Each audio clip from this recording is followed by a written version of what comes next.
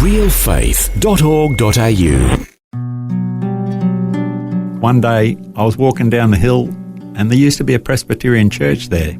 And the Lord spoke to me as clear as I'm speaking to you and said, I'm going to put you in this church. And I just about exploded. That lid on that pressure vessel came off that day at God. I was really, really intensely angry. I remember seeing how angry I was at God and so how unforgiving I was towards Him that He'd let my mum die. Welcome to Real Faith. Conversations about the impact faith has on our lives and the challenges we go through, helping us today and giving us hope for tomorrow. That's real people, real life, and real faith. Well, today we have part 2 of my conversation with Peter, whose childhood was shattered when his father killed his mother when he was nearly 13 years old. Last time, Peter shared how his father had been somewhat of a paradox. On the one hand, he was an elder in a church whose doctrine strayed from Orthodox Christianity, while on the other hand, he could be violent at times in their home and owned a lot of guns. After Peter's mother was murdered, Peter said he put a lid on all his emotions related to that incident and bottled everything up, vowing to never let anyone know about it. Today, we'll hear the incredible way that the Lord begins to bring healing in Peter's life as he shares more of his story. And parents, before we get started, I just want to remind you that due to the adult themes that will be discussed, today's program is not appropriate for young listeners. Now here's more of my conversation with Peter. So the story goes on from there of I'd actually lived by myself for a period of time while I was doing my apprenticeship. Mm-hmm. And that brother that had kept an eye on me and seen that I was verging on suicide, he said, come back and live with my wife and I. Mm-hmm. And I went back to living with them, and that meant I moved suburbs. And I used to get off the train when I'd finished work and I'd walked up over the hill. Back in those days, I was just a young-blooded, Brisbane boy. I smoked cigarettes. I looked at pretty girls. I thought, pretty girls are pretty girls. I went to the movies. But one day I was walking down the hill and there used to be a Presbyterian church there. Mm-hmm. And the Lord spoke to me as clear as I'm speaking to you and said, I'm going to put you in this church. And I just about exploded. That lid on that pressure vessel came off that day at God. It was just Him and I, but it came off. I was really, really intensely angry. I quickly got the lid back on, but I remember seeing how angry I was at God and so how unforgiving I was towards Him that He'd let my mum die. And I'd lost my dad because in many ways my dad had been so good to me. But I got that lid back on and kept it that way and went and got married. I met the wife and to-be and we dated for a while and got married. And you never said anything to your wife about your parents? Is that right? Well, when she asked me about my parents, because I got to meet her parents pretty quick, when she asked me about my parents, I just said, they're dead. And whether it was the look on the face or the tone in the voice, she just thought, I won't go any further, I'll leave that. Mm-hmm. When he wants to tell me, he'll tell me. But in the meantime, it just stays as that his parents are dead. So that was your way of keeping the lid on that whole horrible incident from your childhood? Yep, it's what I'd learned. It was really, really super deeply ingrained that they're dead, and that's the way I wanted it. I should have mentioned earlier, my dad sent me a couple of letters when I was a teenager. Yeah, we should say, meanwhile, your father is alive and he's in prison. Yeah. My dad had sent me a couple of letters from prison, and one of those letters, he was pushing his bandwagon of his religion again. But the Holy Spirit, I hadn't done any Bible college or anything. I never even used to read a Bible back then. And I just knew the truth again. I just knew that truth was shining through again for me. It was like just a little snapshot that God was going, see, I am here and I'm speaking to you. So I'm just wondering, was your dad trying to rationalize his actions? No, No, he wasn't trying to rationalise his actions. I got to admit, I don't really remember much more of the letters, and he never sent any more letters, and I never wrote to him, and I never ever went and visited him. We got to slide forward a fair bit before I went to visit him. Okay. So meanwhile, you had this experience where you went by a church, and God said, I'm going to put you in that church. That's right. And then you kind of exploded in anger, as you said. Yep. And also you mentioned that you were married at this point. Well, I got married a little bit after that.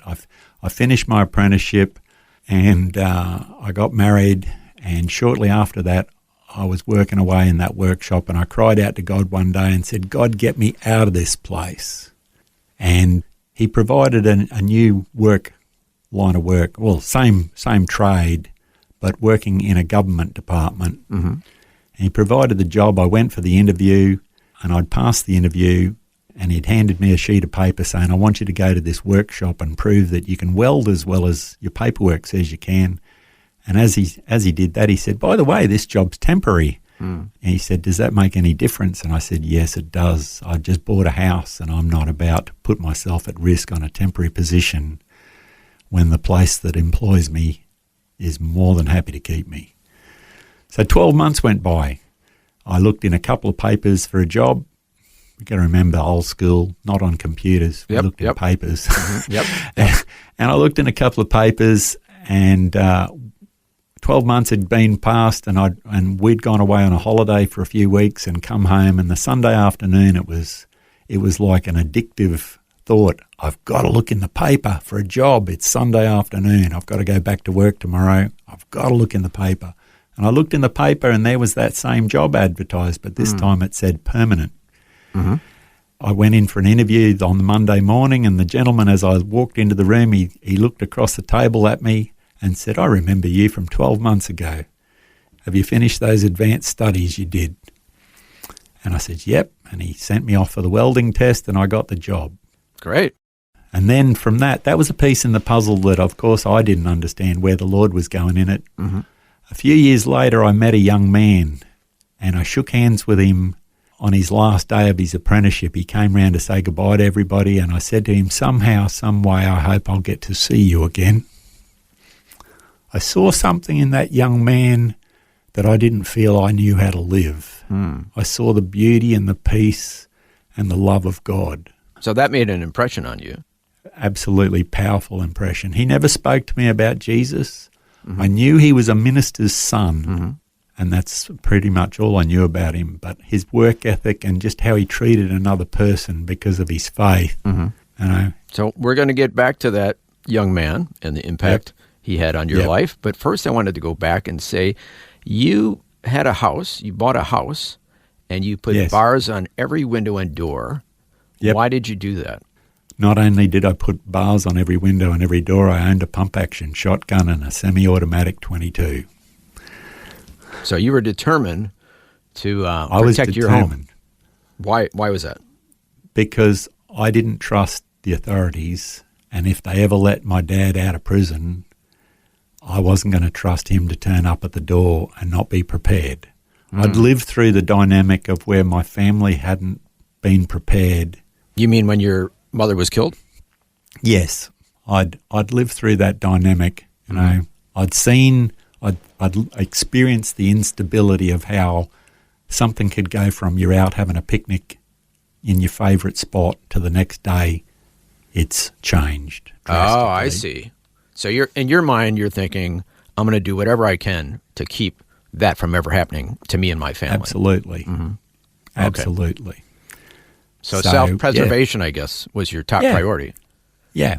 Mm-hmm. It wasn't a matter of I wanted to kill my dad. It was purely a matter of that if he turned up, I was going to have the advantage on my side if I possibly could. Oh, okay. And we should say that this is kind of an insight into your mindset at that point. One of the lasting impacts of your childhood and your mother being killed is that you were fearful and protective all the time. Yep. Is that right? All the time. Okay. So you didn't have peace.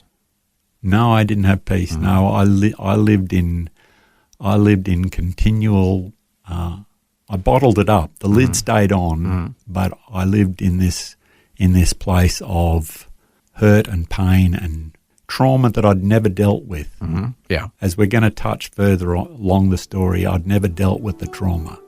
I didn't understand. I didn't understand any of it. I just lived. I just existed as best I knew how. Well, today, once again, I'm chatting with Peter, whose childhood was shattered when his father killed his mother when he was nearly 13 years old.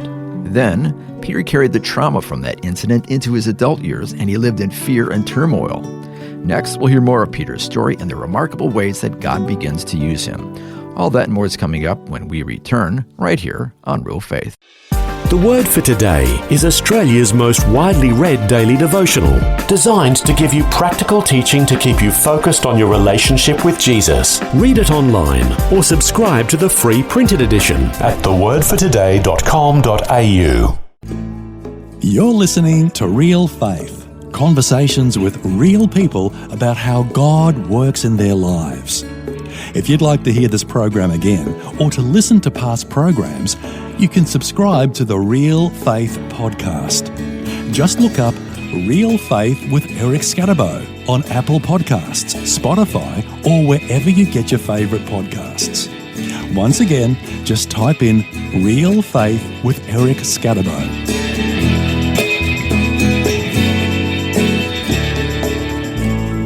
Welcome back. I'm Eric Scatterbo, and today, once again, I'm chatting with Peter, whose childhood was shattered when his father killed his mother when he was nearly 13 years old. Before the break, we heard how Peter carried the trauma from that incident into his adult years, and his mind was filled with fear, with self-protection being his top priority. Now here's more of my conversation with Peter. So this is painting a picture of a lot of turmoil in your inner life. Yep. At this point. Absolutely. However, somebody asked you to go to church. Yeah. In the middle of all this. Yep. Amusingly, the Lord knew that I didn't trust people, so he couldn't just use one person to invite me to go to church. He had a mate of mine that I turned up at his place one day, and I found him sitting in his backyard under the shade of an umbrella tree with a 4X beer and a King James Bible.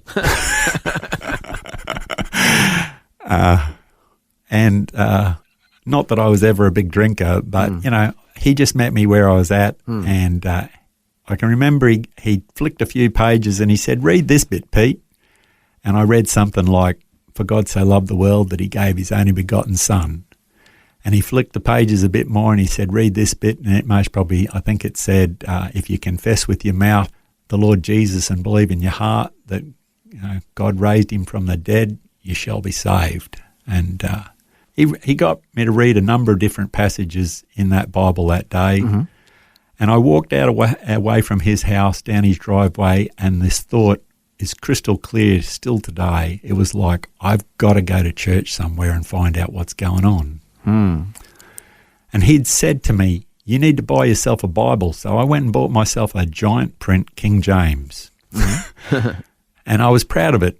I really didn't know much about it, but I was proud of it. And then some other people, none of these people are connected. Mm-hmm. They were involved in mission work, and I'd met them through doing a bit of a door-to-door business. And I'd met these people, and I turned up at their house one day, and I announced that I had this Bible. And they said, "Come and have a chat with us." Mm-hmm. And I had a chat with them, and they said, "You come to church with us?" And I says, "No, I'm going on holidays." And they asked where. It was Bundaberg. Mm-hmm. And they said to me, "Well, here's the address of a church in Bundaberg. You can go there while you're away." Mm-hmm. They were determined. They were determined. And we went away on holidays, and I thought, well, this is safe. I can go to this church. They can't invite me back because I'm going back to Brisbane and they won't see me again. And we did go to church there. Mm-hmm. And I sat there, and it was totally different. It was like what I heard that day spoke to me, and it was life and it was hope. And we came back to Brisbane, and I said to my wife, I said, "Darling, you're always the navigator. I lived in this suburb, but I cannot think of where this church is." Oh. that they'd invited us to go to. They'd given us the address of the original church they wanted us to go to with them. Mm-hmm. And I thought about every church in the area. We even got married in that suburb in one of the other churches in the area. But the Lord had put his hand over it sovereignly that I would not know that it was there. Anyhow, we drove over to the suburb and my wife said, "Turn here." And as I turned there, the Lord spoke to me and said, "I told you I was going to bring you to this church." That was the very church Yeah. that he had told you about years earlier? Yes. 10 years earlier. Oh, wow. 10 years. Wow. Yes, my voice cracks up because it touches me so deeply that the Lord in his faithfulness and in his tender loving kindness had persisted with me and patiently waited to orchestrate the dynamics so that he'd bring me back there. I draw a parallel in what I just said to the dynamics that happened when Jesus had risen from the dead and he was walking the road to Emmaus with the people and he was telling them about the situation and they were questioning him about things. And only when he took the loaf of bread and broke it and handed it to them as the symbol of his body, then their eyes were allowed to be opened. And it was the same thing for me turning up at that church. I was not allowed to know where it was until I got there. And that was powerful. And I walked in and I'd had a vision. I'd had a vision of this dear old distinguished gentleman with his silvery long hair and his big black velvet cape standing up there preaching. And sure enough, what I'd seen in the vision was exactly what I saw when I arrived. Oh, wow. And I thought, this is a mind blower. Yeah. A second mind blower. And a young fellow was sitting in front of us and he had long hair and he dropped some paperwork off the pew that he was sitting on and I picked it up and handed it to him and he was very quick to say, "Oh, if this really doesn't suit you because you're a young fella," sort of inference, "they have a more modern service in the evening. You might want to come back to that." Oh, okay. And so we did. The next week we came back to the evening service and I sat down and I looked across the aisle and that young man that I'd shook hands with and said, "Somehow, some way, I hope I'll get to see you again," he was sitting in the seat opposite. And those words came flooding back to my memory, and that had been 6 years had passed. But those words came flooding back to my memory like they were the day before. And that was when I began a place of surrender. Those circumstances brought the surrender in me of, yes, Lord, you are God, you are loving, you are faithful.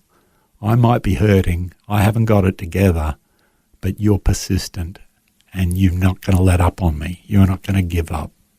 So isn't that just tremendous how God worked all these things? Some people call them coincidences. We would call them God instances. Yep. And he was letting you know, I know you, and I know what it takes to communicate and touch your heart and get your attention. Yep. And he did. And he let you know that he loves you. Yep. And within about 12 months, I participated in a program called Successful Stress Management. The organisation that ran it was Ambassadors for Christ. And it was all about how to handle your stress. And as you can imagine, as we already discussed, I lived continually in stress. I continually lived in this pain and heartache. And my capacity to love was most probably very diminished. And this program taught about the love of God and how deep his love is. And I was I thank the Lord, he enabled me to be very diligent about going to church every Sunday and participating in Bible studies and going to the young marrieds group. And we were very, very involved. Intensely for me. I guess the intensity of how much I'd been hurt stimulated something of an intensity in me to want to participate in what I'd missed out on. But now, all the while, you knew that one day your dad would probably get out of jail on parole.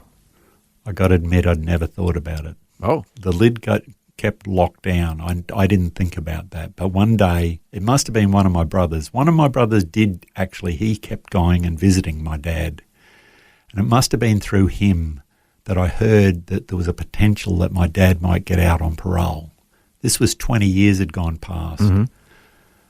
So now the Lord had worked enough work in me to secure in me some level of that he was faithful, he was looking after me, he'd had the plan involved, worked out all along.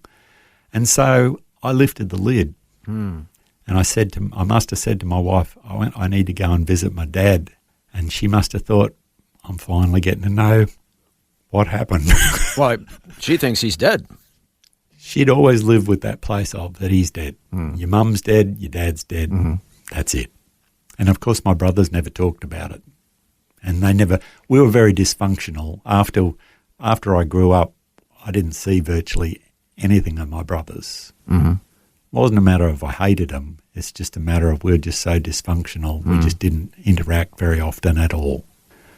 So I heard about that, and I made an appointment to go out to the jail and to meet my dad. And I went with the motivation that I wanted to see what he looked like, precisely so that I was still in that self-preservation mode, that if I saw him after 20 years, I'd immediately know it was him. There wouldn't be a question in my mind.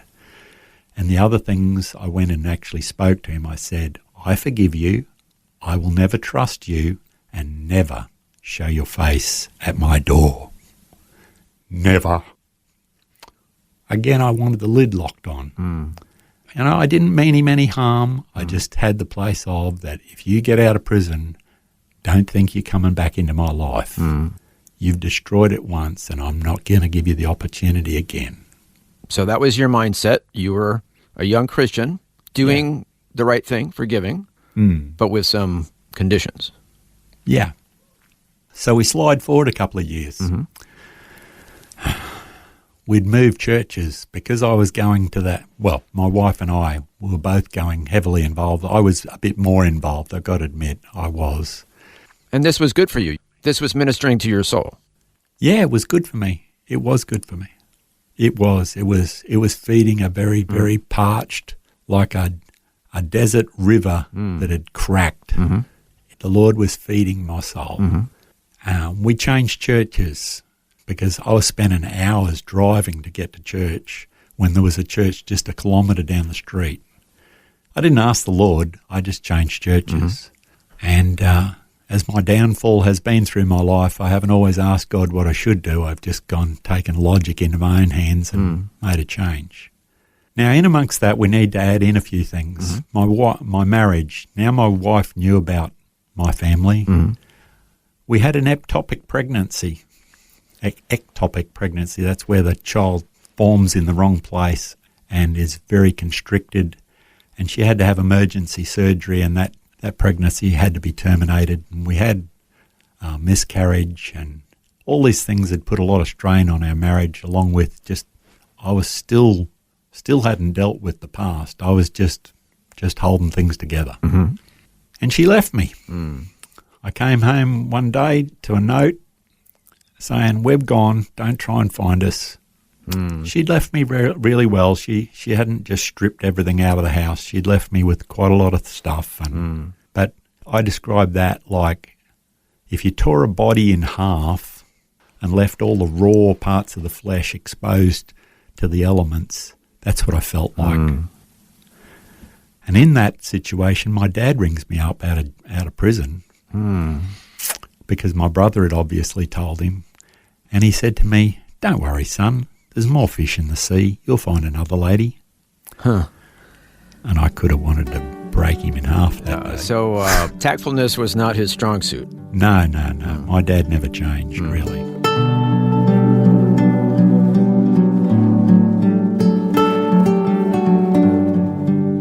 Well, that was part 2 of my conversation with Peter, who's sharing his life journey with us.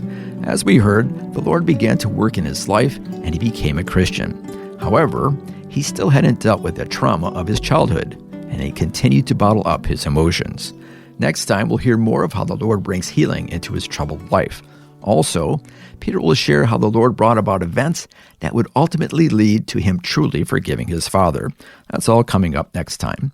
But before we end today, I just want to say that Peter's story reminds me a bit of a song by Steve Green that's based on Scripture, and the chorus goes, "He who began a good work in you will be faithful to complete it. He'll be faithful to complete it. He who started the work will be faithful to complete it in you. And that's basically what we're hearing in Peter's life. Peter had been baptized at 9 years old, and he had believed the parts about Jesus that his childhood church got right. And as he got older, the Lord has continued to work in his life and help him to grow. We'll find out more about his spiritual growth next time and how God begins to use Peter in remarkable ways. I got up there and I shared my story, and as I started sharing my story, 3 young ladies came in and sat down in the front row in the seats that they had set out for the public to come and listen to the songs and the stories that were being shared.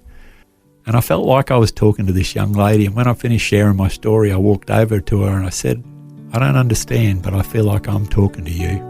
And she said to me, "You don't know how powerfully what you just said impacted my life."